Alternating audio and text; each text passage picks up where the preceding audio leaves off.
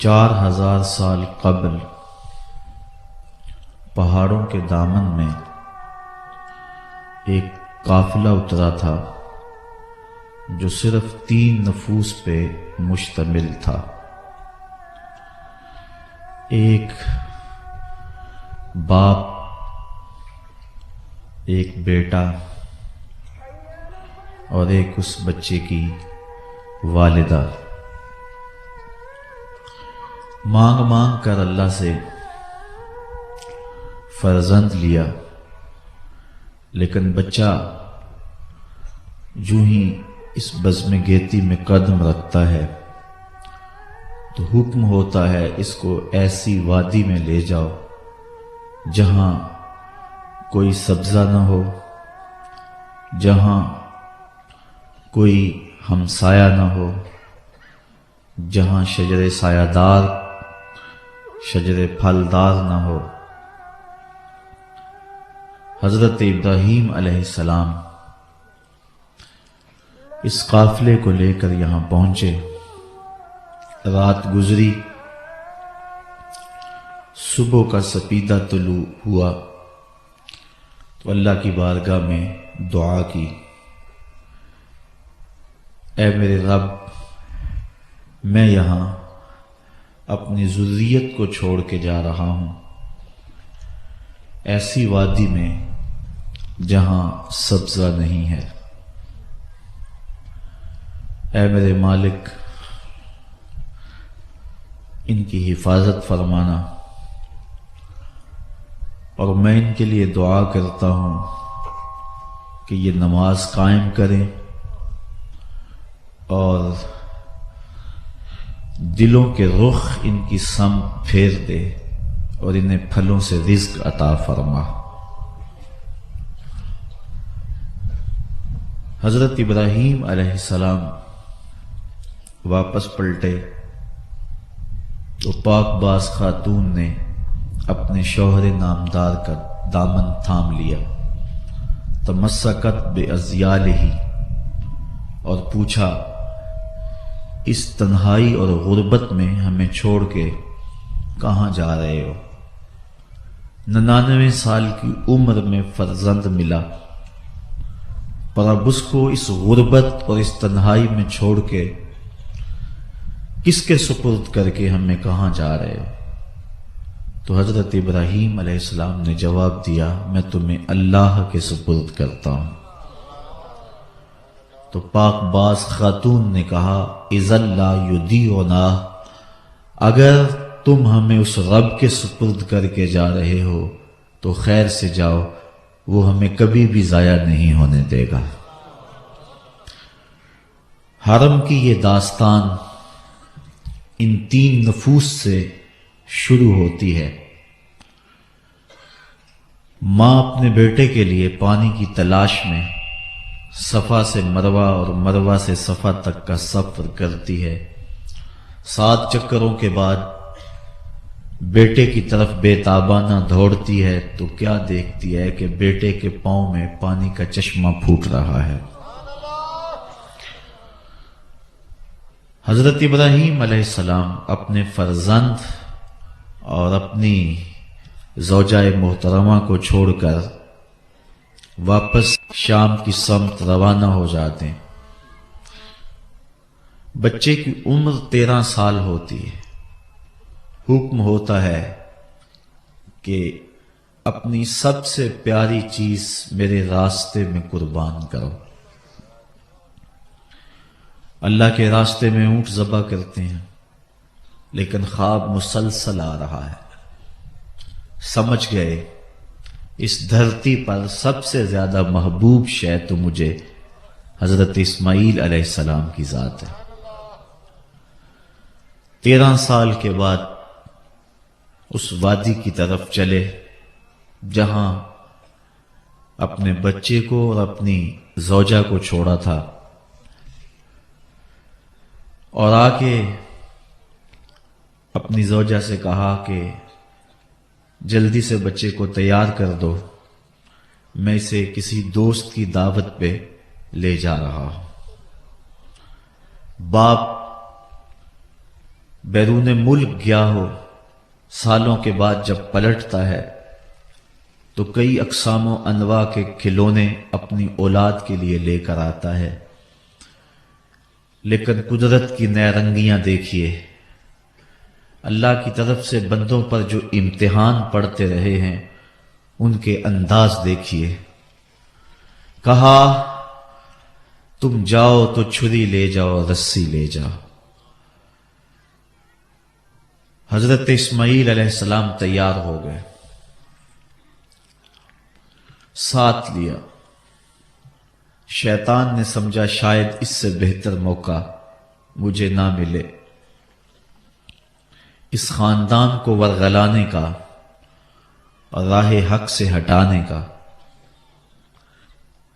ممتا کی مجبوریوں سے فائدہ حاصل کرنے کے لیے حضرت حاجرہ سلام اللہ علیہا کے پاس آیا اور کہنے لگا جانتے ہو کہ بیٹا کہاں گیا ہے؟ کہا اس کے باپ دوست کی دعوت پہ لے کر گئے۔ کہا نہیں، وہ اسے ذبح کرنا چاہتے ہیں۔ کہا کوئی کرنے والی بات کرو، بھلا کوئی باپ بھی اپنے بیٹے کو ذبح کرتا ہے؟ اور پھر بیٹا بھی وہ جس کو مانگ مانگ کے لیا ہو، زندگی کی کمائی 99 سال جس کے لیے ہاتھ اٹھا اٹھا کے سحری کے وقت پکار کرتے رہے، میرے مالک میرے گھر میں بھی اجالا کر دے، مجھے بھی ایک فرزند دے دے، تو آج کیا اس فرزند کی گردن پہ وہ چھری پھیر دے گا؟ کیسی عجیب بات کر رہے ہو۔ کہنے لگا اس نے ایک خواب دیکھا ہے اور خواب کے اندر جو حکم ملا ہے اس کو وہ اللہ کا حکم سمجھ کے ایسا کرنے پہ آمادہ ہوا ہے۔ تو حضرت حاجرہ نے کہا ظالم تو کہیں شیطان تو نہیں؟ کاش آج میری گود میں 1000 اسماعیل ہوتے۔ شیطان نے سمجھا کہ یہاں تو وار نہیں چلا، پھر حضرت ابراہیم علیہ السلام کے پاس پہنچا، کہنے لگا رب کو راضی کرنے کے اور تھوڑے طریقے ہیں کیا؟ بیٹے کی گردن پہ ہی چھری پھیر کے رب راضی ہوتا ہے؟ ایک خواب کو تم فیصلہ کن مرحلے میں داخل کر رہے ہو۔ خواب خواب ہی ہوتے ہیں۔ حضرت ابراہیم علیہ السلام نے پتھر اٹھایا اور اس کی طرف 3 دفعہ مارا، کہا پیچھے ہٹ جا، میرے اور میرے رب کے راستے میں نہ آ، میرے پاس ایک اسماعیل ہے، 1000 اسماعیل بھی ہوتے راہ خدا میں قربان کر دیتا۔ اب منا کی وادی میں باپ اور بیٹا پہنچے، قرآن نے اس واقعہ کو بیان کیا۔ باپ نے اپنے بیٹے کو منا کی وادی میں پہنچ کر کے آگاہ کیا کہ اے بیٹا میں نے خواب دیکھا ہے کہ میں تجھے ذبح کر رہا ہوں، اب تو بتا کہ تیری رائے کیا ہے؟ فانظر ماذا ترا، تو اپنی رائے بتا، تیری رائے کیا ہے اس معاملے میں؟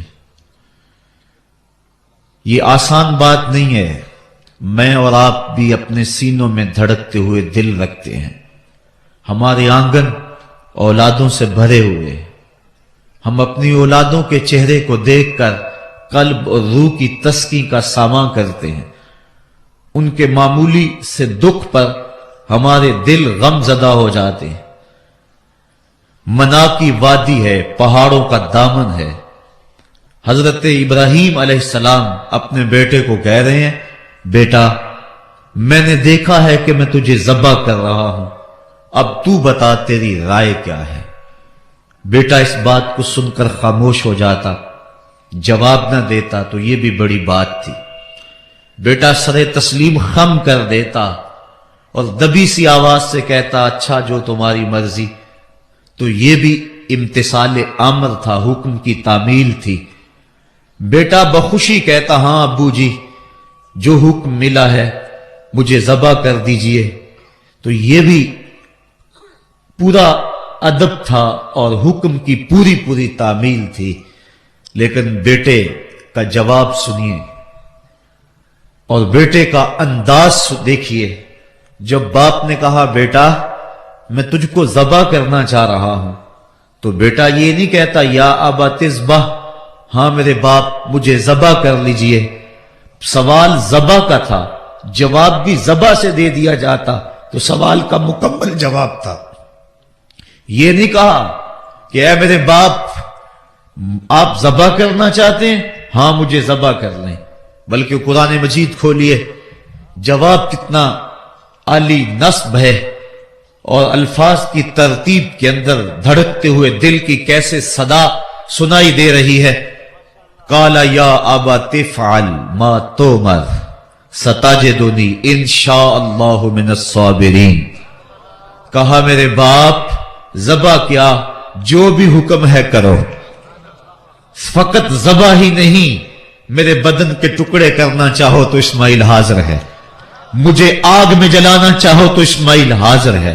یا ابت افعل ما تؤمر، میرے باپ جو کرنا ہے کر گزریے. ستجدنی انشاءاللہ من الصابرین، آپ دیکھیں گے میں صبر کر کے دکھاؤں گا. یہ فیضان نظر تھا یا کہ مکتب کی کرامت تھی؟ سکھائے کس نے اسماعیل کو آداب فرزندی؟ کہا جو کرنا ہے کرو، مجھے آپ بالکل اس کے لیے تیار پائیں گے، جو بھی حکم ہے اس کی تعمیل کرو. اب وادی منا، پہاڑوں کا دامن، حضرت ابراہیم علیہ السلام کے ہاتھوں میں چھری، اور کہا میرے باپ مجھے رسیوں سے جکڑ لو، کہیں ایسا نہ ہو کہ شدت درد سے تڑپنے لگوں اور آپ کو اللہ کا حکم تعمیل کرنے میں، اس کا حکم پورا کرنے میں دیر ہو جائے. اور میرے باپ اپنی آنکھوں پہ بھی پٹی باندھ لو، کہیں ایسا نہ ہو کہ میرا خوبصورت چہرہ ذبح کے لیے رکاوٹ بن جائے اور محبت آپ کے سینے کے اندر اس طرح جوش مارے کہ آپ کی چھری رک جائے. باپ نے آنکھوں پہ پٹی باندھ لی، بیٹے کو رسیوں سے جکڑ لیا گیا. پھر بیٹا کہنے لگا ابو جی میری رسیاں کھول دو. کہا بیٹا کیا ہوا، ارادہ تو نہیں بدلا؟ کہا نہیں میرے باپ، کل کا مورخ لکھے گا کہ باپ ذبح کرنا چاہتا تھا، بیٹا ذبح ہونا نہیں چاہتا تھا، باپ نے باندھ کے کیا ہے، میری رسیاں کھول دو نہیں تڑپوں گا. اب قرآن کھولیے، ارشاد فرمایا فلما اسلما وتلہ للجبین، جب دونوں راضی ہو گئے، باپ ذبح کرنے پہ راضی ہو گیا، بیٹا ذبح ہونے پہ راضی ہو گیا. یہ راضی ہونا کوئی آسان کام نہیں ہے، کو ہمالیہ کا کلیجہ بھی ہوتا تو پھٹ جاتا. منا کی وادی تھر تھر کانپ رہی ہے، مالک قیامت آنے والی ہے.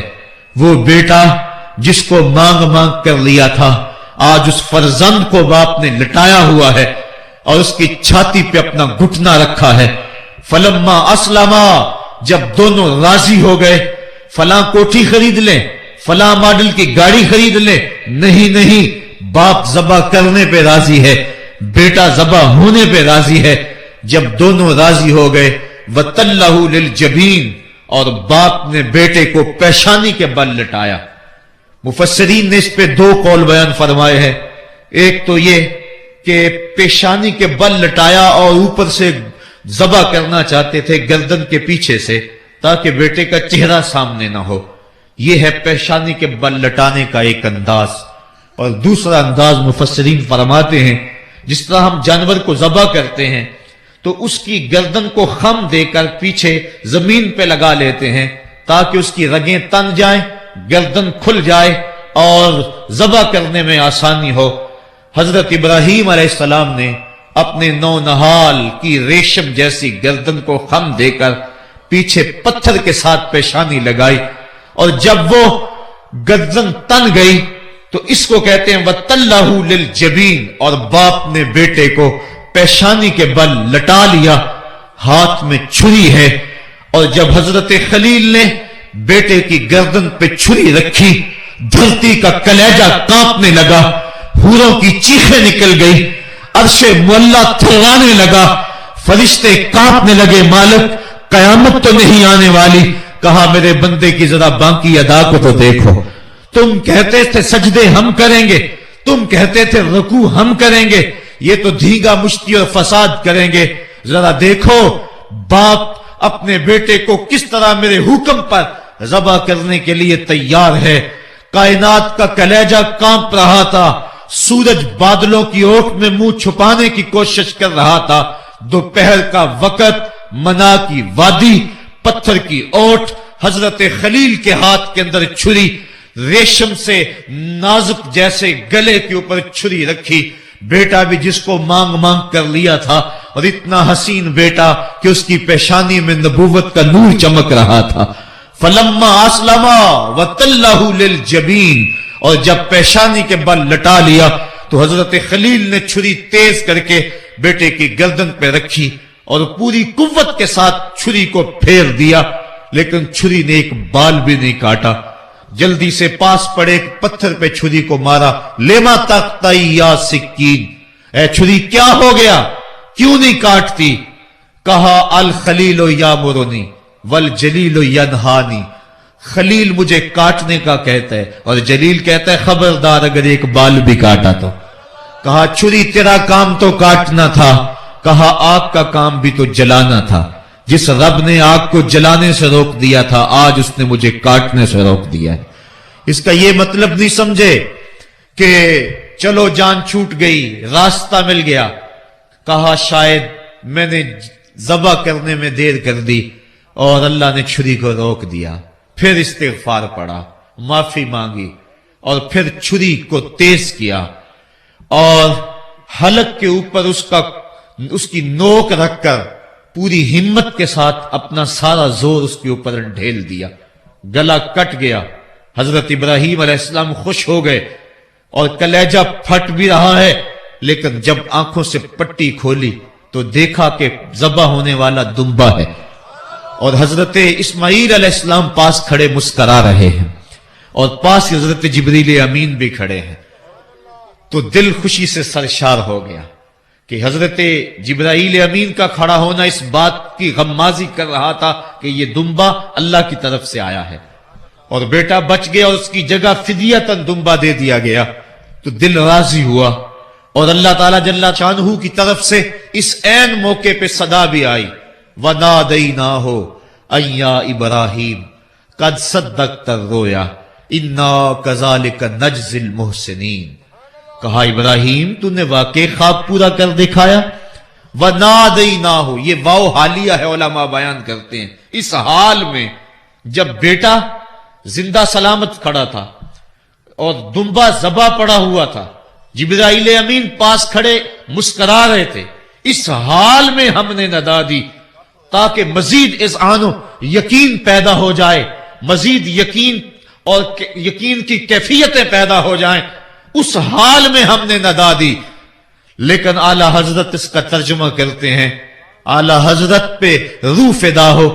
آپ فرماتے ہیں سب نے یہ ترجمہ کیا اس حال میں ہم نے ندا دی.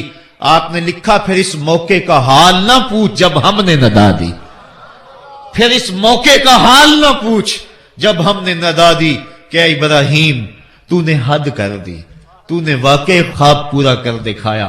اور آگے فرمایا سلام علی ابراہیم، ابراہیم تیرے اوپر میری سلامتیاں نازل ہوں. یہ حرم کا قافلہ تھا جس کا آغاز قربانی سے ہوا تھا. اللہ اکبر، نسل اسماعیل کو باقی رکھنا تھا.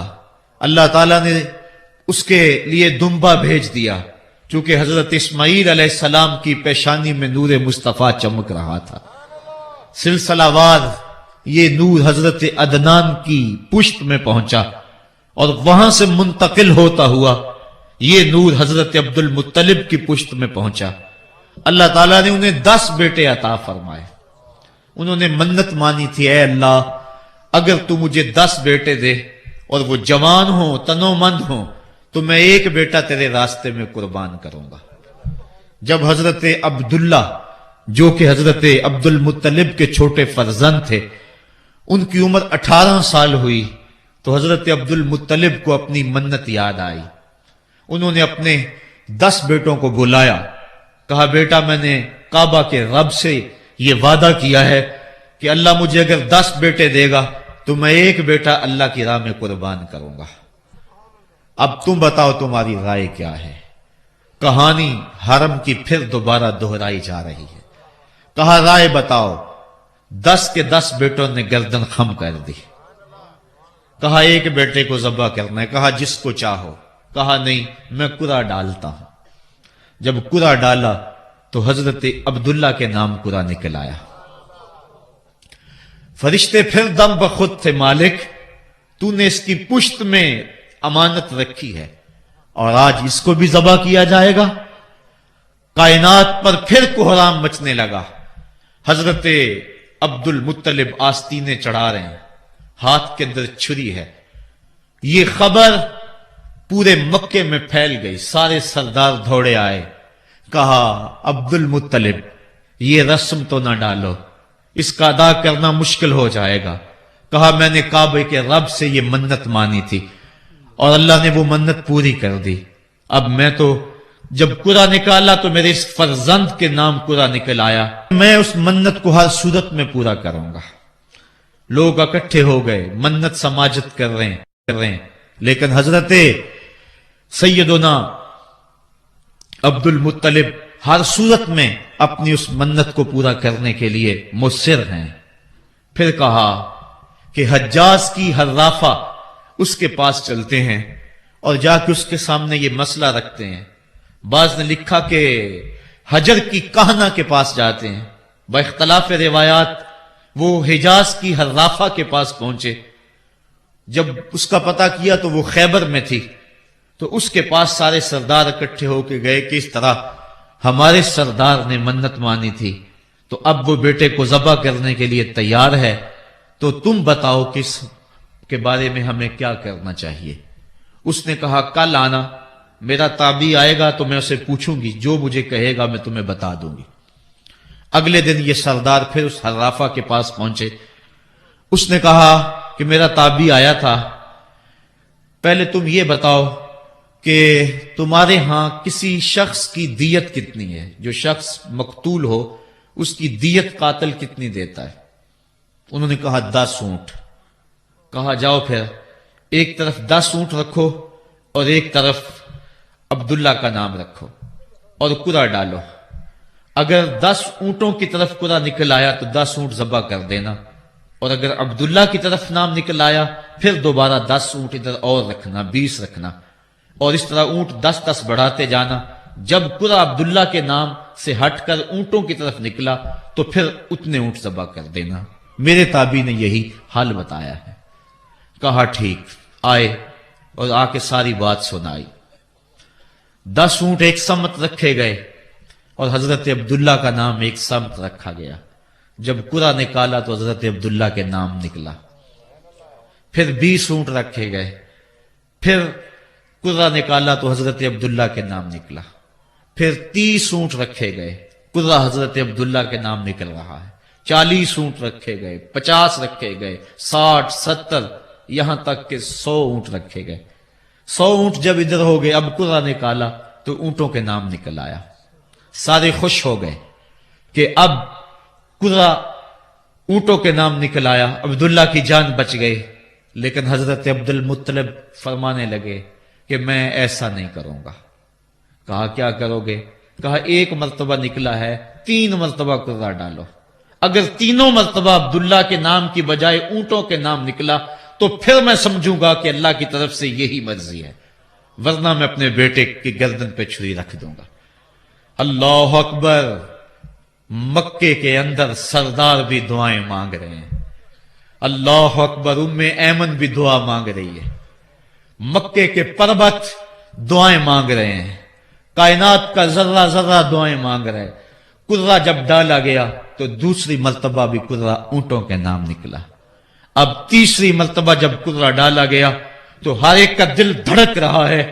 حضرت عبد المطلب تیار ہیں۔ کہا اگر تیسری مرتبہ بھی قرعہ اونٹوں کے نام نہ نکلا تو میں اپنے بیٹے کی گردن پہ چھری پھیروں گا، چونکہ میں نے کعبے کے رب سے منت مانی ہوئی ہے۔ جب تیسری مرتبہ قرعہ ڈالا گیا تو وہ بھی اونٹوں کے نام نکلا۔ 100 اونٹ ذبح کر دیے گئے۔ حضرت عبداللہ جو کہ حضور کی امانت کے امانت دار تھے، ان کی زندگی محفوظ ہوئی۔ حضور علیہ السلام فرمایا کرتے تھے آنا ابن الذبیحین، لوگوں میں دو ذبیحوں کا بیٹا ہوں، ایک ذبیح اسماعیل علیہ السلام ہے اور ایک ذبیح میرے والد حضرت عبداللہ رضی اللہ تعالیٰ عنہ۔ جلدی سے حضرت عبداللہ کی شادی کی گئی۔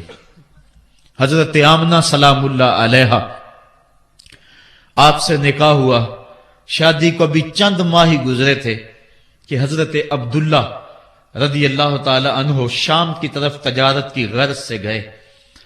واپس جب مدینہ طیبہ پہنچے تو ان کی طبیعت خراب ہو گئی، تو وہ چند لمحے چند دن وہاں رک گئے، قافلہ بھی رکا لیکن طبیعت سنبھل نہیں رہی تھی، قافلے والے انہیں وہاں چھوڑ آئے اور واپس آ گئے۔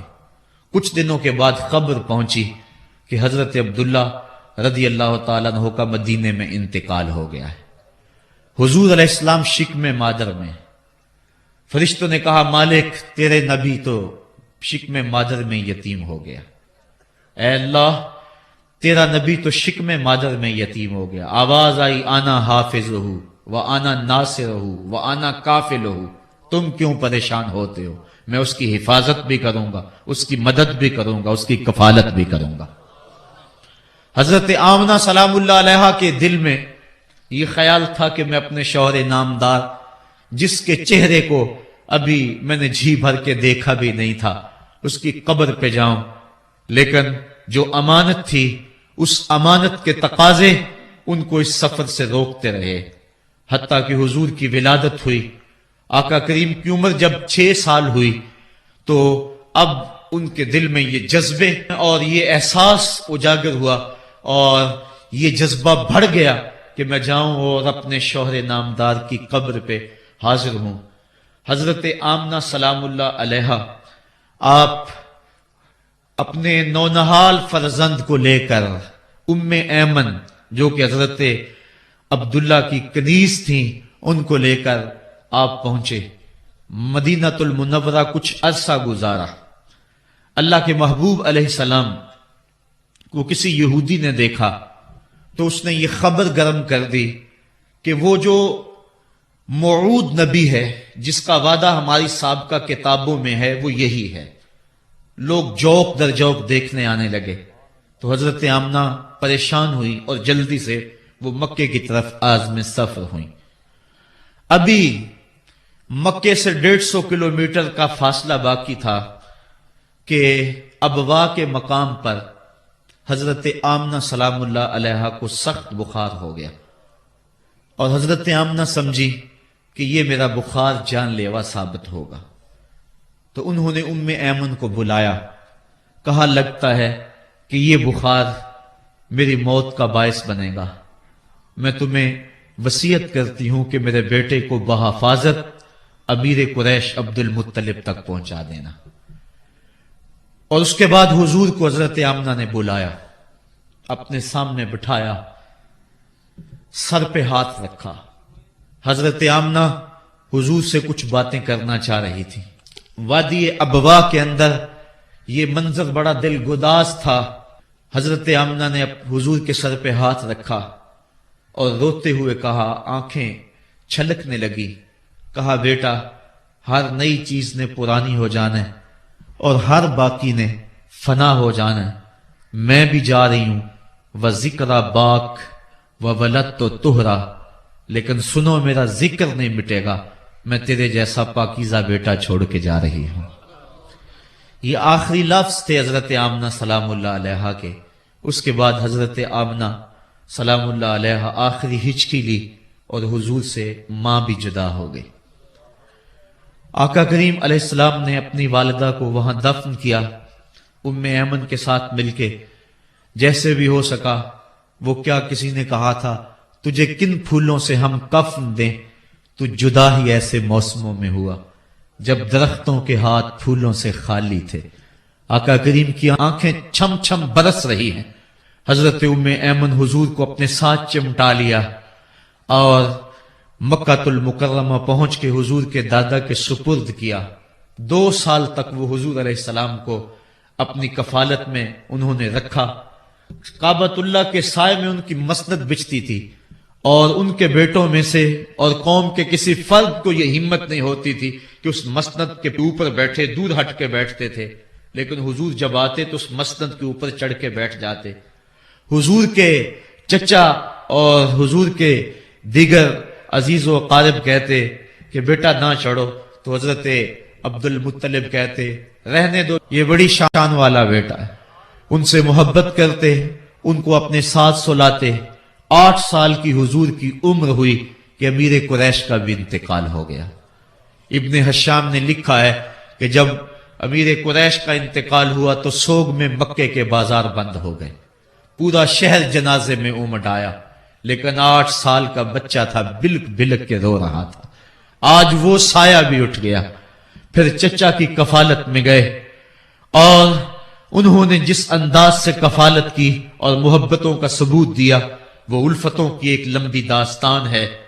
40 سال کی عمر ہوئی تو اللہ تعالیٰ نے حضور علیہ السلام کو نبوت کی ذمہ داریوں کے اعلان اور لوگوں تک پیغام حق کے ابلاغ کا حکم دیا۔ آقا کریم علیہ السلام جب پیغام حق لے کر میدان میں آئے تو گلی کوچوں اور بازاروں کے اندر مخالفتیں، نکتہ چینیاں، ناموافق حالات کے جکڑ اور مخالفتوں کی آندیاں چلنے لگی۔ ابھی آپ سن رہے تھے کہ حضرت بلال حبشی کے ساتھ کیا سلوک کیا جاتا رہا، کس انداز کے ساتھ ان کے سینے پہ پتھر رکھ دیا جاتا۔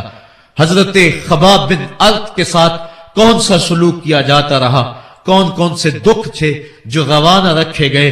حضرت زنیرہ، ان کے گلے کے اندر کوڑا ڈال کر کوڑے کی رسی کو تاؤ دیے گئے، یہاں تک کہ ان کی آنکھیں باہر آ گئیں اور آنکھوں کی روشنی جاتی رہی۔ ابو جہل بولا اب بلانا اپنے محمد کو جو تیری آنکھوں کی روشنی کو واپس کرے۔ زنیرہ نے ہاتھ پھیلا لیے اور کہا عرش کے رب، میں ان آنکھوں کا نور کیا میرے بدن کے ٹکڑے ٹکڑے ہو جاتے، کبھی بھی تیرے سے زندگی نہ مانگتی، لیکن اب تیرے نبی کی عزت کا سوال ہے، میری آنکھوں کی روشنی واپس کر دے۔ روایات میں آتا ہے کہ اللہ نے حضرت زنیرہ کی آنکھوں کی روشنی واپس کر دی۔ تکلیفیں آئیں، دکھ آئے۔ مکے کے چوک کے اندر حضرت سمیہ کو نیزہ مار کر ابو جہل نے شہید کیا۔ یہ اسلام کی پہلی شہیدہ تھی جن کا خون مکے کے ریگزار کے اندر گرا۔ حضرت یاسر کو شہید کیا گیا۔ یہ حضرت عمار ابن یاسر کے والد تھے اور سمیہ حضرت عمار ابن یاسر کی والدہ ماجدہ تھی۔ حضرت عمار ابن یاسر کو تختہ ستم پہ رکھا گیا اور انہیں کوڑوں سے ان کی تواضع کی گئی۔ آقا کریم آئے، عمار ابن یاسر دکھوں اور اذیتوں میں سے دو چار تھے۔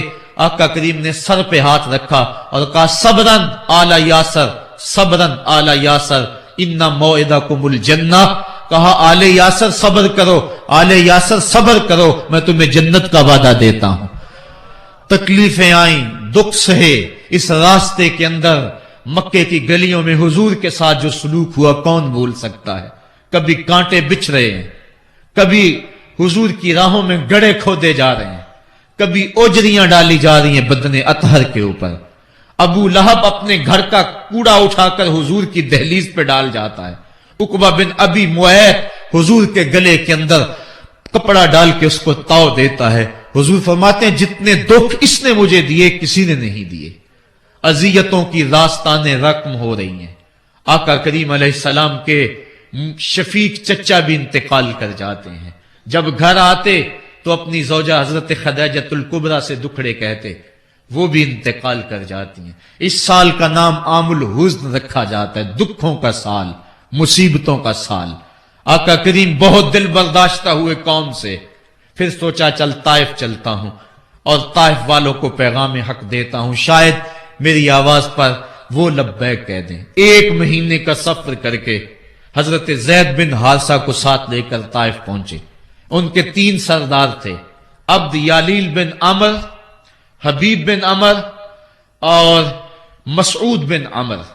ان کے پاس جا کر پیغام حق دیا، کہا تمہاری بھلائی کا سندیشہ لے کر بڑی دور سے چلا ہوں، میری دعوت کو قبول کر لو، دنیا میں بھی کامیابی، آخرت میں بھی کامرانی تمہارا مقدر ہوگی۔ یہ دعوت پیش کی۔ انہوں نے کہا کہ ہم تمہاری دعوت کو مسترد کرتے ہیں۔ ایک بولا کہ اور کوئی زمانے میں بندہ نہیں تھا جس کو نبوت ملتی، تجھے ملنی تھی۔ کسی نے کچھ کہا، تانے دیے، دل دکھایا حضور کا۔ آقا کریم نے فرمایا اس فعلتم ما فعلتم فاکتموا علیہ، تم نے جو مجھ سے کہا سو کہا، تم نے جو میرے ساتھ سلوک کیا وہ تمہاری مرضی، اتنا میرے سے وعدہ کرو کہ یہ بات کہ میں تمہارے پاس آیا ہوں دعوت دین دینے کے لیے، تمہیں پیغام حق دینے کے لیے، اس کو پوشیدہ رکھو گے، مخفی رکھو گے، تاکہ مکے والے میرے دشمن ہیں، اور جب انہیں پتا چلا کہ طائف گئے ہیں تو وہ طائف والوں نے بھی دعوت قبول نہیں کی تو وہ تمسخر کریں گے، مجھے نشانہ تضحیک بنائیں گے، لہذا جو کہا سو کہا، اپنے اندر اس بات کو راز رکھو۔ انہوں نے کہا کہ ہم کیوں راز رکھتے پھریں؟ انہوں نے افشا کیا، بلکہ اوباشوں کے ہاتھوں میں پتھر دیے۔ حضرت ام المومنین سیدہ عائشہ صدیقہ رضی اللہ تعالی عنہ، محبوب کائنات، کہتی ہیں کہ ایک دن میں نے حضور سے پوچھا کہ آقا احد کے دن سے سخت دن بھی کبھی زندگی میں آپ پر آیا ہے؟ فرمایا ہاں عائشہ، جب طائف کے بازاروں میں تیری قوم نے مجھے پتھر مارے تھے تو یہ دن احد کے دن سے بھی سخت تھا۔ حضور فرماتے ہیں جب میں طائف سے باہر نکلا تو ان کے گھنڈے دو رویا کتاروں میں کھڑے تھے، ہاتھوں میں پتھر، اور میں درمیان سے گزرنے لگا تو وہ میرے پاؤں پہ پتھر مارتے، میں پاؤں اٹھا لیتا تو دوسرے پاؤں پہ پتھر مارتے، پھر میں شدت درد اور احساس کرب سے بیٹھ جاتا تو ان کے دو گھنڈے آگے بڑھتے، مجھے کندھوں سے پکڑ کے اٹھاتے اور پھر مجھے پتھر مارتے۔ فرمایا اے عائشہ یہ دن احد کے دن سے بھی سخت تھا جب تیری قوم نے طائف کے بازاروں میں مجھے پتھر مارے۔ آقا کریم علیہ السلام احد کے اندر جب حضور کے چچا شہید ہوئے، وہ دن بھی تاریخ اسلام کا دردناک دن ہے۔ آقا کے سر پہ پٹی بندھی ہوئی تھی، آنکھوں میں آنسو تھے، اور بار بار پوچھتے تھے ما فعل امی، میرے چچا کی بات سناؤ۔ جب بتایا گیا حضور حضرت حمزہ شہید ہو گئے تو آقا کریم ان کی لاش پہ گئے، دیکھا کہ ان کا پیٹ چاک ہے، ان کی ناک کاٹ دی گئی ہے، ان کی زبان کاٹ دی گئی ہے، ان کا دل نکال لیا گیا ہے، ان کی آنکھوں میں نیزے چبھوئے گئے ہیں اور ان کے کان کاٹ لیے گئے ہیں۔ آقا کریم کی آنکھوں میں اشک تھے، اور آقا کریم ما فعل امی، میرے چچا کا کیا ہوا؟ آقا کریم اپنی زبان پہ یہ لفظ لا رہے تھے، اور پھر جب حضرت صفی آئیں اور ان کے پاس دو کفن کے ٹکڑے تھے، دو کفن کے کپڑے تھے، جب حضرت امیر حمزہ کو کفن دیا جانے لگا، کہا 7 انصاری کی لاش پڑی ہوئی ہے، کہا انہیں بھی کفن دو، میرا حمزہ 2 کپڑوں میں اور اسے 1 کپڑا بھی نصیب نہ ہو، محمد عدل کرنے آیا ہے، انصاف کرنے آیا ہے۔ اب جب کپڑے پھیلائے گئے تو 1 کپڑا لمبا تھا، 1 کپڑا چھوٹا تھا۔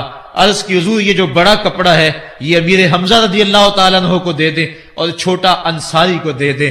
کہا نہیں، میں انصاف کرنے آیا ہوں، قرعہ ڈال لو کس کے حصے میں کون سا کپڑا آتا ہے۔ اور جب قرعہ ڈالا گیا تو چھوٹا کپڑا حضرت امیر حمزہ کے حصے میں آیا اور بڑے کپڑے میں اس انصاری صحابی کو کفن دیا گیا۔ اب وہ کپڑا جب حضرت امیر حمزہ کا سر ڈھانپتے تھے تو پاؤں ننگے ہو جاتے، پاؤں ڈھانپتے تو سر ننگا ہو جاتا۔ آقا کریم فرمایا کپڑا سر کی طرف کر دو اور ازخر گھاس لے کر پاؤں کی طرف ڈال دو۔ اللہ کے محبوب علیہ السلام اس دن اتنے غم زدہ تھے کہ جب دوبارہ مدینے پہنچے تو حضور کو پکڑ کر خچر سے سواری سے اٹھا کر حضور کو جو ہے وہ نیچے رکھا گیا۔ سخت تکلیف میں تھے، دکھوں کی زندگی، طائف کے بازار، پھر مدینے کے اندر جب وہ ماحول آیا، خوبصورتیاں آ گئیں، روشنی آ گئیں، آسمان سے ہر دم نور اترنے لگا۔ وہ وقت گیا جب لوگ پتھر مارتے تھے، اب حکم ہو گیا خبردار میرے نبی کی آواز سے آواز بھی اونچی نہیں کرنی، خبردار تم نے میرے نبی سے کوئی مسئلہ پوچھنا ہے تو پہلے صدقہ لو، پھر فقیر ڈھونڈو، پھر خیرات کرو، پھر میرے نبی کی چوکھٹ پہ آؤ، تمہیں پتا چلے کہ کس چوکھٹ پہ آ رہے ہیں، کس در پہ آ رہے ہیں۔ آقا کریم علیہ السلام اس ماحول کے اندر گھر میں خوش ہیں، آنگن میں خوشیاں ہیں، پھول کھلے ہوئے ہیں۔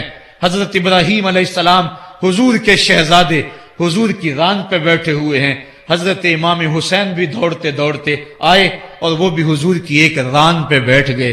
حضور کبھی حسین کو دیکھتے ہیں، کبھی اپنے فرزند کو دیکھتے ہیں، کبھی حسین کو دیکھتے ہیں، کبھی حسین کے ماموں کو دیکھتے ہیں۔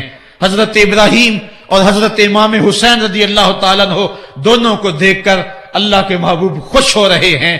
فرشتہ نے اذن مانگا، آقا کریم نے اذن دیا، اس نے عرض کی حضور ان دو میں سے ایک کا اختیار ہے، ایک کو ایک کے بدلے میں قربانی دینا ہوگی۔ اب قربانیوں کی وہ حرم سے جو داستان چلی تھی وہ تسلسل ٹوٹنے نہیں پا رہا ہے، وہ تسلسل جاری ہے۔ حضور نے ایک نظر حضرت ابراہیم کو دیکھا اور پھر ایک نظر حضور نے حضرت امام حسین کو دیکھا، پھر حسین کو پکڑ کے سینے سے لگایا اور کہا میں اپنے اس بیٹے کو قربان کر رہا ہوں۔ چند دن کے بعد حضرت ابراہیم کا انتقال ہوا۔ حضور کو جب خبر پہنچی، آقا کریم کی آنکھیں آنسو برسا رہی تھی۔ وَأَيْنَ رسول اللہ تدمعان، حضور کی آنکھوں میں آنسو جاری تھے اور حضور اپنے بیٹے کے سرہانے بیٹھے، پیشانی پہ ہاتھ رکھا، کہا بیٹا آنکھیں رو رہی ہیں، دل غم زدہ ہے، لیکن زبان سے وہی کہوں گا جس سے رب راضی ہوگا۔ لیس منا من ضرب الخدود وشق الجیوب ودعا بدعوی الجاہلیہ، جو گریبان نوچتا ہے، منہ پہ تھپڑ مارتا ہے، سینہ کو بھی کرتا ہے، کہ ہمارے ساتھ اس کا کوئی تعلق نہیں ہے۔ آنکھوں کا غم اور دل کا غم رحمان کی طرف سے ہے، ہاتھوں کا غم اور زبان کا واویلا یہ شیطان کی طرف سے ہے۔ کہا بیٹا آنکھیں رو رہی ہیں، دل غم زدہ ہے، لیکن زبان سے وہی کہوں گا جس سے رب راضی ہوگا۔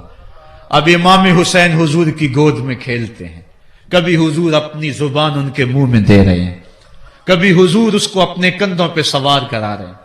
کسی صحابی نے کہا کتنی اچھی سواری ملی، کہا سواری دیکھ رہے ہو، سوار بھی تو دیکھو۔ کبھی سجدے میں ہیں تو حسین پشت پہ آ کے سوار ہو جاتے ہیں، آقا سجدے کو طول دے رہے ہیں۔ حضرت اسامہ بن زید رضی اللہ تعالیٰ عنہ فرماتے ہیں رات کافی بیت چکی تھی، میں حضور کے در پہ گیا۔ صحابہ حضور کے در پہ چوکھٹ پہ دستک نہیں دیا کرتے تھے، حضور کی چوکھٹ پہ لگ کے بیٹھ جاتے، آقا کریم اپنی مرضی سے آتے، صحابہ دکھڑا کہہ لیتے، کہانی کہہ لیتے، جو پوچھنا تھا پوچھ لیتے۔ لیکن اگر کبھی حالت ناگزیر ہوتی، کبھی ایمرجنسی حالات بنتے، تو صحابہ اپنی انگلیوں کے پوروں کے ساتھ حضور کے دروازے پہ دستک دیتے۔ کانت تکرہ ابواب النبی بالاظافر، اللہ اکبر۔ حضور تشریف لائے، حضور سے حاجت کہی۔ یہ 14ویں صدی کی مصیبت ہے کہ نبی سے مانگنا نہیں چاہیے، اگر نبی سے نہیں مانگنا تو کس سے مانگے؟ اور کون سی چوکھٹ ہے جس در پہ جھولی پھیلائیں؟ کون سا دوارہ ہے جہاں کشکول پھیلا کے کہیں کہ ہماری جھولی بھر دی جائے؟ اور جتنے بھی سہارے ہیں سبک کرتے ہیں، عزت نفس بڑھاتا ہے سہارا تیرا، ہر آسرا ذلیل کرتا ہے، نبی کا آسرا بندے کو سر بلند کر۔ حضرت اسامہ بن زید کہتے ہیں میری حاجت پوری ہو گئی، لیکن میں نے کیا ماجرا دیکھا۔ جب حضور گفتگو کر رہے ہیں، دوران گفتگو اللہ کے محبوب کمبل اوڑھ کے یوں ہی آ گئے تھے، حضور کے دائیں بائیں سے حرکت کا احساس ہوتا ہے جس طرح اندر کوئی چیز ہے۔ میری حاجت پوری ہوئی تو مجھ سے نہ رہا گیا، میں نے پوچھ لیا، میں نے کہا بندہ نواز یہ کیا ماجرا تھا؟ آپ کمبل اوڑھا ہوا ہے اور اندر سے کسی کی حرکت کا احساس ہے۔ فکشفہ، حضور نے کمبل کو کھول دیا۔ فائز الحسن والحسین علی وارکیہ، تو ایک پہلو سے امام حسن لپٹے ہوئے تھے، ایک سے امام حسین لپٹے ہوئے تھے۔ کہا یہ میرے بیٹے ہیں، یہ میری بیٹی کے بیٹے ہیں، اے اللہ میں ان سے پیار کرتا ہوں، تو بھی ان سے پیار کر، اور جو ان سے پیار کرے میرے مالک تو اس سے بھی پیار کر۔ اور ایک دن فرمایا حسین منی وانا من الحسین، لوگو حسین مجھ سے ہے اور میں حسین سے ہوں۔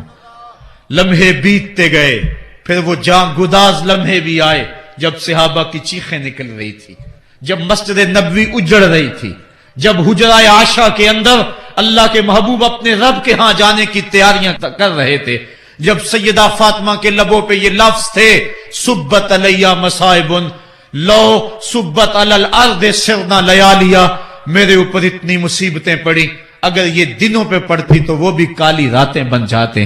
حضور علیہ السلام کا جب جسد اطہر اٹھا تو صحابہ کی جو حالت تھی وہ اس انداز سے کہ صحابہ کے کلیجے پھٹ رہے تھے، روحیں گداس ہو رہی تھی۔ ایک ہاتھ اٹھا کے دعا مانگ رہا تھا اللہم اذہب بصری حتی لا ارا بعد حبیبی محمد احدا، اے اللہ مجھے اندھا کر دے، مجھے اندھا کر دے، میری آنکھوں کی بینائی اچک لے، تیرا محبوب تہے مزار چلا گیا، میں نے آنکھوں کی روشنی کو کیا کرنا ہے۔ وہ دن بھی آئے، حضرت سیدنا صدیق اکبر کا کلیجہ بھی پگھل رہا ہے، وہ بھی غم رسول میں رو رہے ہیں، صحابہ تڑپ رہے ہیں۔ وہ اونٹنی، غصبہ نامی اونٹنی جس پہ حضور سواری کرتے تھے، وہ حضرت فاطمہ کے دروازے کے اوپر سر رکھ کے رو رو کے مر گئی۔ جب محبوب نہیں رہے تو ہم نے جی کے کیا لینا ہے۔ کائنات اجڑ گئی، جہان میں جو ہے وہ ہر سمت اندھیرا ہی اندھیرا چھا گیا، لیکن روشنی کے ٹمٹماتے ہوئے چراغ آج بھی روشن ہیں، جن کو دیکھ کر مصطفیٰ یاد آتے ہیں۔ لوگ ان شہزادوں کو دیکھ لیتے ہیں اور حضور کی یاد کو تازہ کر لیتے ہیں۔ وقت گزرتا گیا، پھر وہ لمحے بھی آئے کہ جب حضرت امام حسن کو زہر دیا گیا اور آپ کا کلیجہ کٹ کٹ کے کئی سو حصوں میں باہر آیا۔ آپ سے آخری لمحے حضرت امام حسین نے پوچھا کہ میرے بھائی کوئی وصیت؟ کہا بیٹا کوفے والوں سے بچ کے رہنا، ان کے دغے سے بچ کے رہنا۔ لمحے بیت گئے، 60 ہجری کو یزید تخت نشین ہوا، تخت نشین ہو گیا تھا، لیکن اس نے یہ چاہا کہ حضرت امام حسین رضی اللہ تعالی عنہ میرے لیے بیعت کر لیں، اور اس نے مدینے کے گورنر ولید بن عقبہ کو خط لکھا، اور خط کا مضمون یہ تھا کہ امام حسین کو بلاؤ اور میرے لیے بیعت لو، اور اگر وہ بیعت نہیں دیتے تو اس خط کے جواب کے ساتھ ان کا سر بھیج دو۔ ولید بن عتبہ محب اہل بیت تھا، اس نے رات کی کافی تاریکی کے اندر حضرت امام حسین رضی اللہ تعالیٰ عنہ کو پیغام بھیجا۔ حضرت امام حسین نے حضرت عبداللہ ابن زبیر سے مشورہ کیا، انہوں نے کہا اس وقت گورنر کا بلانا خیر نہیں، صبح جائیں گے۔ آپ فرمایا نہیں میں بھی جاتا ہوں۔ کچھ سواروں کو ساتھ لیا، کہا تم باہر کھڑے ہو جانا دارالامارت کے، اگر میں آواز دوں تو تم دوارے پھلانگ کے اندر آ جانا۔ ولید بن عتبہ کے پاس امام حسین پہنچے، آپ نے کہا کہ سناؤ کیا معاملہ ہے؟ تو اس نے کہا کہ یہ خط ہے جو یزید نے بھیجا ہے۔ آپ نے فرمایا کہ میں صبح بتاؤں گا۔ ولید بن عتبہ نے کہا ٹھیک ہے۔ امام حسین پلٹنے لگے تو مروان بن حکم جو پاس بیٹھا ہوا تھا گورنر کے، کہنے لگا یہ چلے گئے تو دوبارہ ہاتھ نہیں آئیں گے، اب موقع ہے، اب ان کو پکڑ لو اور ان سے زبردستی بیعت لے لو۔ یہ بات حضرت امام حسین کے کانوں میں پڑی، آپ پلٹے، نیام سے تلوار نکالی، حیدری کچھار سے محمدی شیر نکل آیا، اور حضرت امام حسین رضی اللہ تعالیٰ عنہ نے اس وقت جو جملے کہے، تاریخ کے اوراق کے اندر وہ جملے محفوظ ہیں۔ حضرت امام حسین نے کہا ایھا الامیر، اے امیر تو جانتا نہیں ہم کون ہیں؟ انا معدن الرسالہ و مہبط الوحی و مختلف الملائکہ، میں وہ ہوں جس کے گھر میں جبریل آتا تھا، ہمارے گھر میں وحی اترتی رہی ہے۔ وَيَزِيدُ بْنُ الْمُعَاوِيَةِ رَجُلٌ فَاسِقٌ فَاجِرٌ قَاتِلُ النَّفْسِ مُعْلِنٌ بِالْفِسْقِ شَارِبُ الْخَمْرِ وَمِثْلُنَا لَا يُبَايِعُ، کہا اور یزید شرابی ہے، یزید مسلمانوں کا قاتل ہے، یزید فاسق مولن ہے، اے امیر میرے جیسا شخص چھپ کر بیعت نہیں کر سکتا۔ اللہ اکبر۔ حضرت امام حسین نے جب یہ بات کہی، جو باہر لوگ کھڑے تھے وہ بھی چاقو چوبند ہو گئے۔ اس نے کہا حضور آپ جائیے۔ مروان مشورے دیتا رہا، لیکن حضرت امام حسین کو گورنر مدینہ نے کہا کہ آپ جائیے۔ حضرت امام حسین رضی اللہ تعالیٰ عنہ واپس پلٹے۔ حضرت امام حسین کی ہمشیرہ سیدہ زینب انتظار کر رہی تھی بھائی کا۔ پوچھا کیا ماجرا ہے؟ کہا حالات بگڑ گئے، اب ہمارا مدینے میں رہنا محال ہے، صبح سحری سے قبل شہر مدینہ چھوڑ دیں۔ اللہ اکبر، ورنہ ہمارے خون سے نبی کا حرم لالا زار بنے گا۔ حضرت امام حمام رضی اللہ تعالیٰ عنہ نے اہل بیت کی مشاورت سے یہ فیصلہ کر لیا، کجاوے کسے جانے لگے، سامان تیار ہو گیا۔ حضرت محمد بن حنفیہ کو کہا کہ تم یہاں رہو اور تم خبر پہنچانا کہ پیچھے کیا ماجرے ہوتے ہیں، اور مکے کی طرف میں سفر کر رہا ہوں۔ کہانی لمبی ہو رہی ہے اور وقت کے دامن میں اتنی گنجائش نہیں ہے کہ پھر کس طرح شہر مدینہ چھوڑا ہوگا۔ حاجی جاتے ہیں 8 دن اور 8 دن کے بعد مدینہ چھوڑتے ہیں۔ ان سے کوئی پوچھو کہ مدینہ چھوڑنا کتنا مشکل ہے۔ وہ کیا کسی حاجی کو لوگ مبارک دے رہے تھے؟ اس نے کہا تھا مبارک دے رہے ہو دوستو حج و زیارت کی، میرا غم بھی تو دیکھو، میں مدینہ چھوڑ آیا ہوں۔ جو 8 دن مدینہ رہتا ہے اس سے مدینہ چھوڑا نہیں جاتا جس کی ولادت مدینے میں ہوئی۔ جو کھیلتا تھا تو مدینے کی گلیوں میں، جس کے گھر کا دروازہ مسجد نبوی میں کھلتا تھا، اس حسین کو مدینہ چھوڑنا قیامت ہوگی۔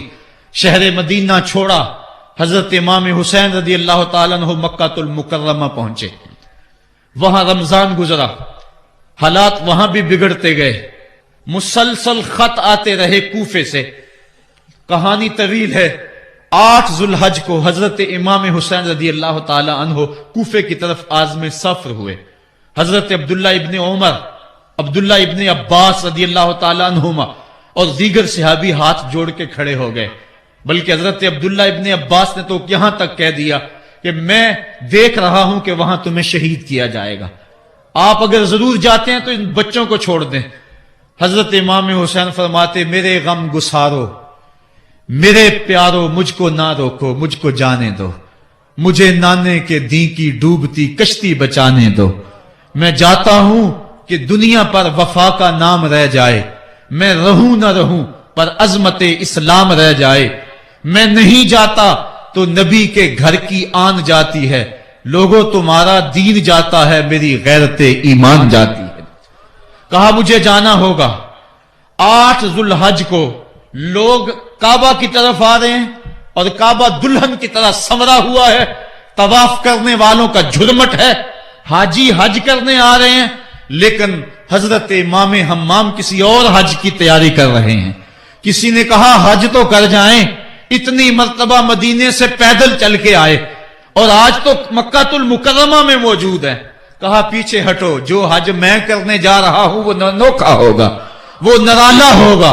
تم بھی طواف کرو گے، میں بھی طواف کروں گا، تم طواف کعبۃ اللہ کا کرو گے اور میں خیموں کا طواف کروں گا۔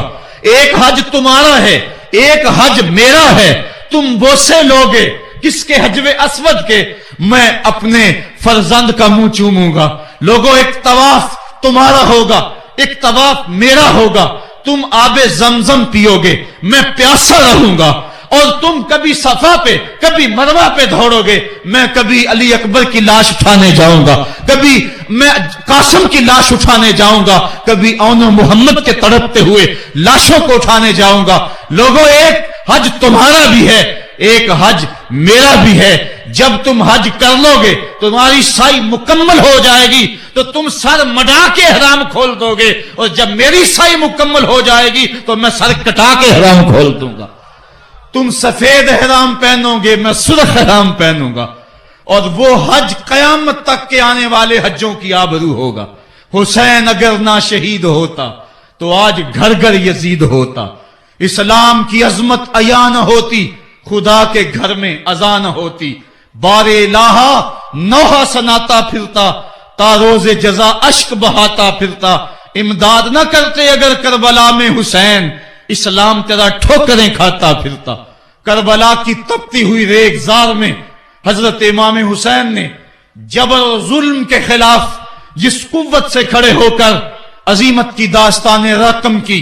10 محرم کا دن تھا، جمعے کا یوم سعید تھا، بیچ کربلا کے میدان میں دوپہر کے وقت جب نبی کا خاندان اجڑ رہا تھا، ایک ایک کلی اس چمن کی کٹ رہی تھی۔ 72 افراد 22,000 کے لشکر جرار کے مقابلے میں کھڑے تھے۔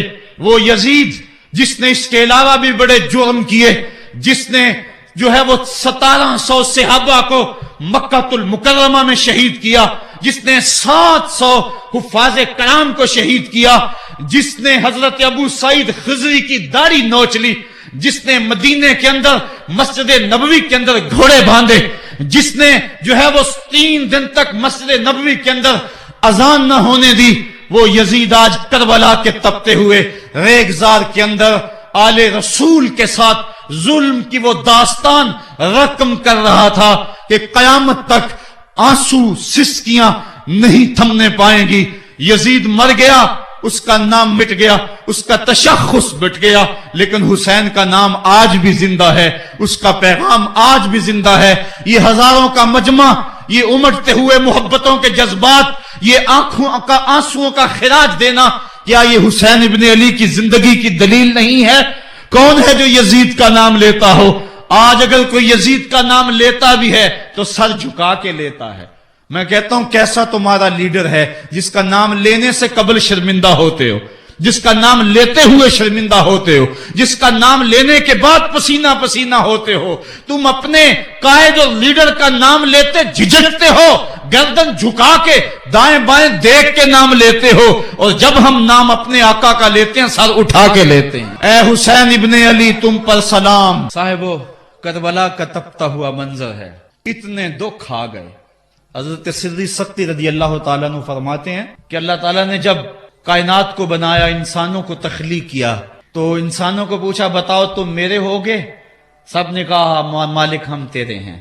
لیکن جب دنیا کو پیدا کیا تو 9 حصے دنیا کی طرف ہو گئے، 1 حصہ اللہ کی طرف رہ گیا۔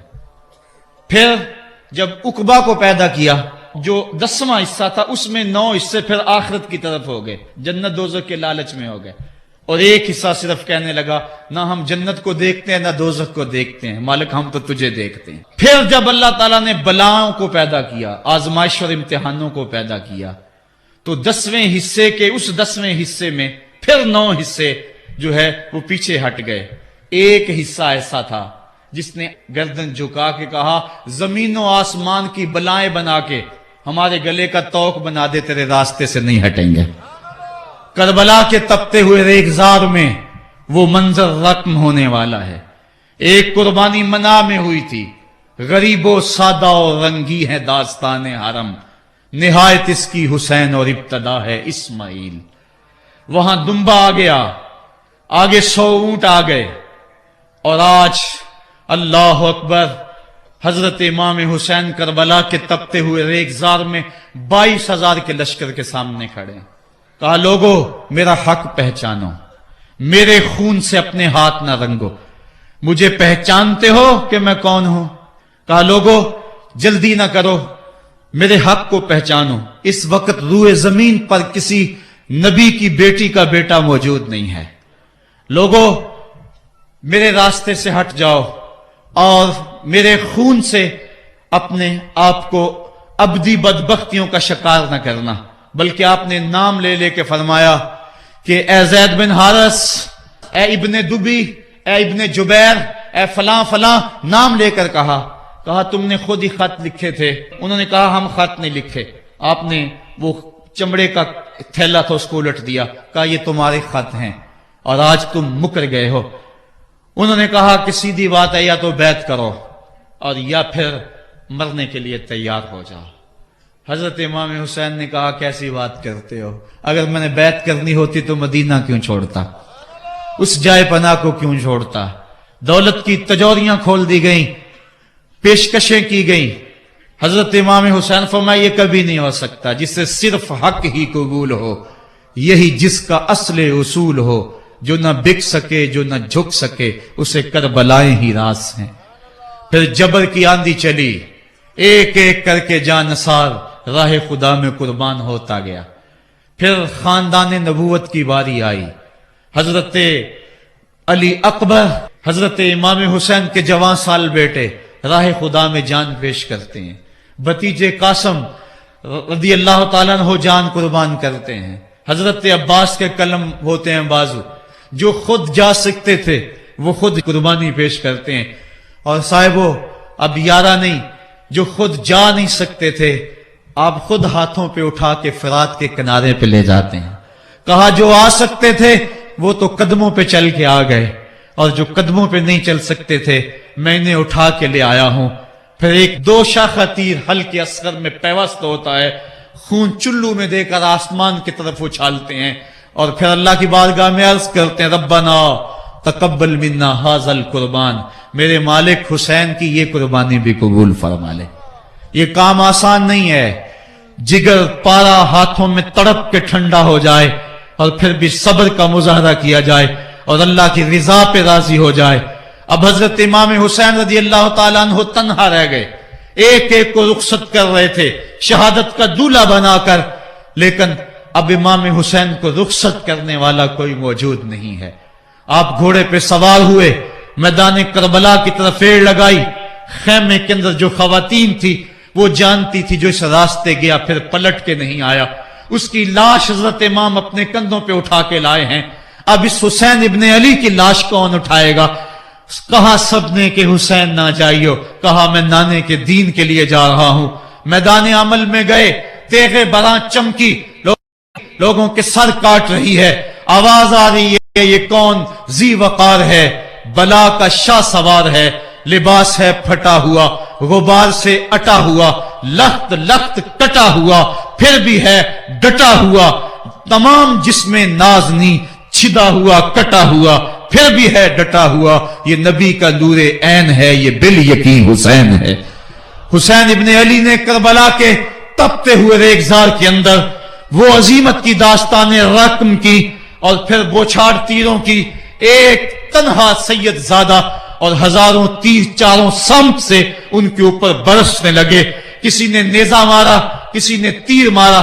جب حضرت امام حسین گھوڑے کی زین سے نیچے اترے تو اس وقت آپ کے بدن پر 33 زخم تلواروں کے تھے، 34 نیزے کے انیاں آپ کے جسم کے اندر کھبی ہوئی تھی، اور محتاط روایات کے مطابق جب بعد میں آپ کا پیراہن اتارا گیا تو اس کے اندر 113 سوراخ تیروں کے نکلے، اور وہ تیر جسم میں پیوست تھے، اور جب گھوڑے کی زین سے فرشے زمین پر گرے لگا جس طرح ریحل سے قرآن گر گیا ہو۔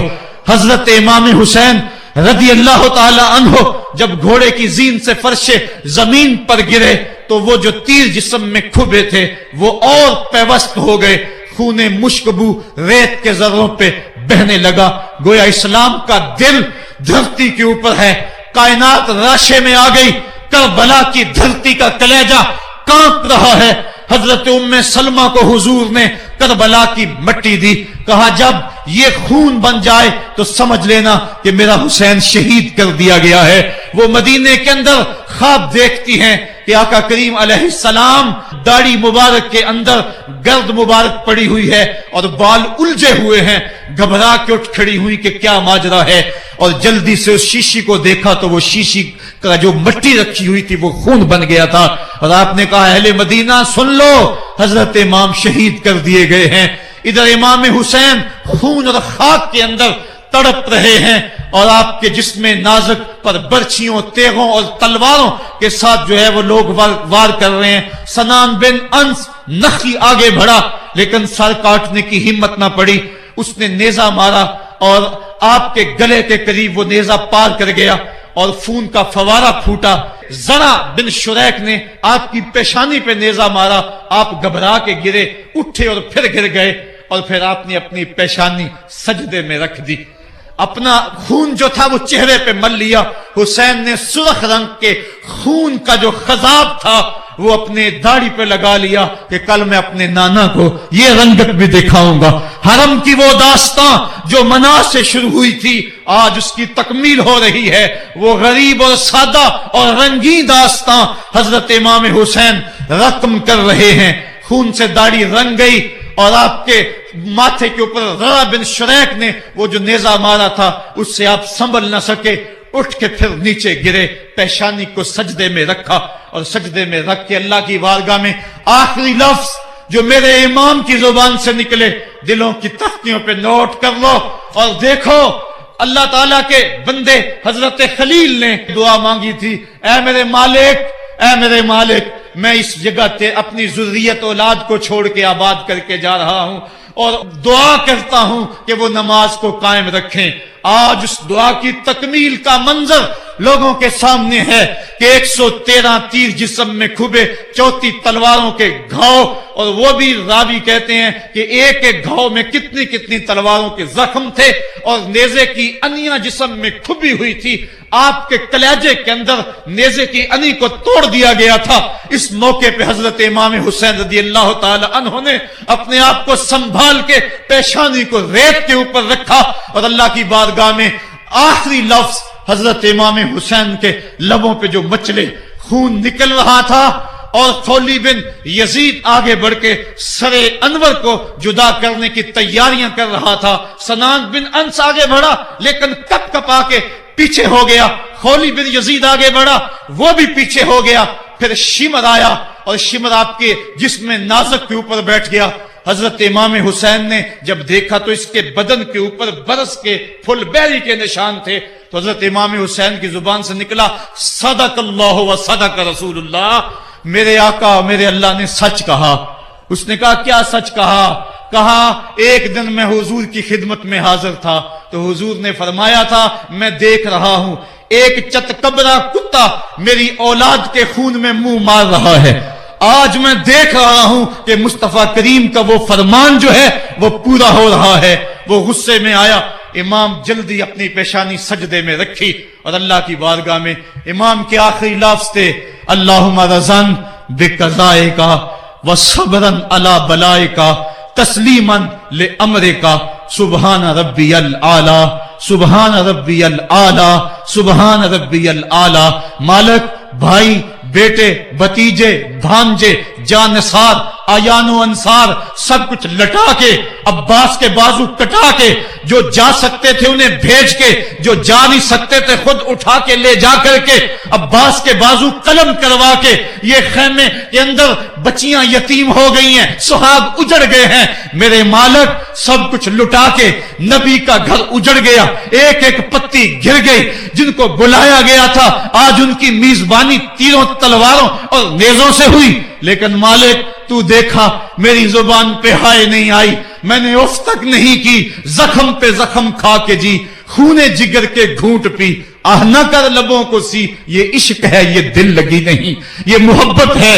یہاں لوگ مصلوب بھی ہوتے ہیں، یہاں لوگ سولی بھی چڑھتے ہیں، حکم ہوتا ہے خبردار اگر آہ بھی کی تو صابروں سے نام کاٹ دوں گا۔ کہا مالک اللہم رضن بے قضائے کا، جو تقدیر تھی میں اس پہ راضی ہو گیا، وصبرن علی بلائے کا، مالک تو نے دیکھا میں نے صبر بھی کیا، تسلیماً لامرے کا، مجھے مالک اعتراض بھی کوئی نہیں، جو تیرا حکم تھا میں نے اس کو تسلیم بھی کر لیا، سبحان ربی الاعلی، مالک تو بڑا ہے تو بڑا ہے۔ حسین سب کچھ لٹا کے، بچے کٹا کے، بازو کٹا کے، گھر اجاڑ کے مالک تیری بارگاہ میں حاضر ہو رہا ہے، اور اتنا کچھ کرنے کے باوجود بھی تیرے پہ راضی ہے۔ میرے مالک تو بھی بتا، تو بھی حسین پہ راضی ہوا ہے یا کہ نہیں ہوا ہے؟ تو بھی حسین پہ راضی ہوا ہے کہ نہیں ہوا؟ آواز آئی، اس پیاسے پر علی شیر خدا کو ناز ہے، اس نواسے پر محمد مصطفیٰ کو ناز ہے۔ اوروں نے بھی سجدے کیے پر اس کا جب انداز ہے، اس نے وہ سجدہ کیا جس پر خدا کو ناز ہے۔ اے حسین ابن علی تم پر سلام، میرے ساتھ مل کے کہہ دو، اے حسین ابن علی تم پر سلام، اے حسین ابن علی تم پر سلام۔ یہی وقت تھا جب خاندان نبوت لٹ رہا تھا، دوپہر کا وہی سما، وہی لمحے، ان ہواؤں کو ہاتھ جوڑ کے کہو ہمارا سلام کربلا والے آقا کے حضور پہنچا دے، اور عرض کرو اے حسین ابن علی تم پر سلام، نازش آل نبی تم پر سلام، تم پہ لاکھوں رحمتیں لاکھوں سلام، اے شہیدان محبت کے امام، لالا گوں لالا بدن لالا کفن، اے چمن اندر چمن، زندگی ہی زندگی تیری حیات، اے حیات اندر حیات، افتخار ملت بیضا ہے تو، رب کعبہ کی قسم یکتا ہے تو، فخر کا دل میں دریچہ باز کرنا چاہیے، جن کا تو آقا ہے ان کو ناز کرنا چاہیے۔ ہم واہ حسین والے ہیں، آ حسین والے نہیں ہیں۔ واہ حسین تیری عظمتوں کو سلام، کو ہمالیہ کا کلیجہ بھی پھٹ جاتا، شک ہو جاتا، لیکن اتنے زخم کلیجے پر جوان بیٹے کی لاش کو کندھوں پہ اٹھا کے لانا کوئی مذاق تو نہیں ہے۔ حضرت امام حسین نے جبر کے خلاف کھڑے ہو کر قیامت تک کے لیے راہ عمل چھوڑا. حضرت اقبال خراج پیش کرتے ہیں: آ امام عاشقاں پورے بطول، سروے آزاد دبستان رسول. اللہ اللہ بائے بسم اللہ پدر، مانائے ذبح عظیم آئد بسر. سرخ رو عشق غیور از خونے او، شوخی این مصرع از مضمون او. تا قیامت قطع استبداد کرد، موج خونے او چمن ایجاد کرد. اقبال کہتا ہے کہ عشق غیور کے چہرے پہ جو سرخی اور بانکپن ہے وہ حسین ابن علی کے خون کا صدقہ ہے. قیامت تک کے لیے جبر کے خلاف جتنی بھی قومیں اٹھیں گی اور جتنے بھی لوگ میدان عمل میں آئیں گے، میں ہر سال کہا کرتا ہوں کہ سب کا قائد حسین ابن علی ہوگا. مہاتما گاندھی نے جب اپنی قوم کو کہا برطانوی سامراج کے خلاف کھڑے ہو جاؤ، اور قوم سے خطاب کرتے ہوئے مہاتما گاندھی ہندو نے کہا کہ تم کہو گے وہ حکومت جس کی سلطنت میں سورج طلوع اور غروب بھی ہوتا ہے، اس سے ٹکرانا حماقت ہے، خودکشی کرنے کے مترادف ہے. لیکن اس کے باوجود میں کیوں کہہ رہا ہوں کہ اس سامراج کے خلاف کھڑے ہو جاؤ؟ مہاتما گاندھی نے کہا تھا اس لیے کہ میرے سامنے حسین ابن علی کا کردار موجود ہے. آج پوری دنیا کے اندر ظلم اور جبر کی ہوائیں چل رہی ہیں، اور اس وقت امت مسلمہ کو کردار حسین ادا کرنے کی ضرورت ہے. اگر ہم نام حسین ابن علی کا لیں اور کرتوتیں اور لچھن سارے یزید والے ہوں تو یہ لفظ لفظ، حرف حرف اور قدم قدم حضرت امام حمام سے منافقت ہے. آؤ اگر میں نام حسین لیتا ہوں تو گھر بھی اجڑ جائے، حق کا پرچم کبھی نہ گرنے دوں. میں اور آپ اس عزم کے ساتھ میدان عمل میں اتریں. ادارت المصطفیٰ کسی تنظیم کا نام نہیں، یہ ایک فکر کا نام ہے، ایک تحریک کا نام ہے، ایک مشن اور ایک انقلاب کا نام ہے. یہ روحوں میں ہلچل پیدا کرنے کے جذبوں کا نام ہے. یہ مصطفیٰ کریم کے در پہ سلامی دینے کا نام ہے. یہ اپنا سب کچھ مصطفیٰ جان رحمت پہ قربان کر دینے کا نام ہے. آؤ ادارت المصطفیٰ کے پلیٹ فارم پہ آپ میدان عمل پہ نکلیں. حضرت امام حسین نے اسلام کے گرتے ہوئے پرچم کو تھام لیا اور جبر کی آندھیوں کے مقابلے کے اندر بھی اس پرچم کو خم نہیں ہونے دیا. آج میں اور آپ ان کا مشن، ان کی فکر لے کر میدان عمل میں نکل آئیں.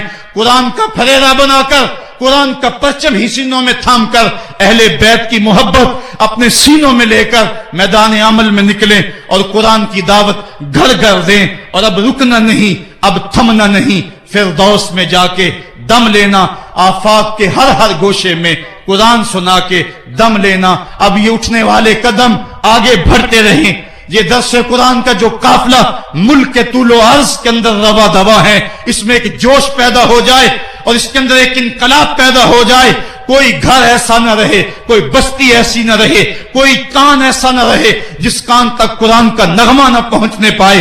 ادارت المصطفیٰ کے جوان سال مبلغ گلی گلی کوچے کوچے پھیل جائیں، اور جو داعی ہیں، دعوت دینے والے ہیں، اگر وہ خود پیغام پہنچا سکتے ہیں تو اشہد بلال عند اللہ اشہد، بلال کی اشہد بھی اللہ کو قبول ہے. وہ ٹوٹے پھوٹے لفظ لے کر میدان عمل میں نکل آئیں، ورنہ وہ سیڈیز لے لیں، وہ اور کتب لے لیں، وہ دین کا نعرہ لے لیں، وہ پیغام حق لے لیں، اور گلی گلی کوچا کوچا اسوہ شبیری اور نام حسین کی دہائی دیتے چلے جائیں. آج میرے وطن میں منافرت کی ہوائیں چل رہی ہیں، صوبائی عصبیتوں کے طوفان اٹھ رہے ہیں. پاکستان کا جو حامی ہے حرامی ہے کہ نعرے گونج رہے ہیں. پاکستان نہ کھپے کی باتیں ہو رہی ہیں. اس وقت حکومتوں کو اپنے اقتدار سے غرض ہے. ملک لٹتا ہے، لوگ روٹی کے نوالے کے لیے ترستے ہیں. 18 روپے میں روٹی بک رہی ہے. ان کو کوئی پتا نہیں ہے انہوں نے ملک نہیں بنایا، انہوں نے ملک میں عیش کیا، ملک کے وسائل کو لوٹا. مجھے تو وہ بزرگ یاد آ رہے ہیں جنہوں نے اپنی جوانیاں اس ملک کے لیے وقف کر دی. لا الہ الا اللہ کی سربلندی کے لیے ماں نے اپنی ممتا بری گودیاں قربان کر دی. کسی نے اپنا سہاگ اجاڑ دیا. اس وطن کے لیے تاریخ کی سب سے بڑی ہجرت ہوئی. آج اس وطن کے اوپر مشکل حالات ہیں. آؤ ہم نے مل کر اس پاکستان کو بچانا ہے. روح حسین سے خراج مانگے اور حضرت امام حسین سے عرض کریں کہ اے امام پاک، ہمارے جذبوں کو قوت دے دو، اپنے خون کی حرارت ہمارے خون میں ڈال دو اور ہمارے دلوں کو حریم قدس سے آشنا کر دو۔ اللہ مجھے آپ کو اپنی راہوں کا مسافر بنائے۔ کار ما آخر شدو آخر ز ما کار نشد، مشتخا کے ما غبارے کوچائے یار نشد، و آخر دعوانا ان الحمدللہ رب العالمین۔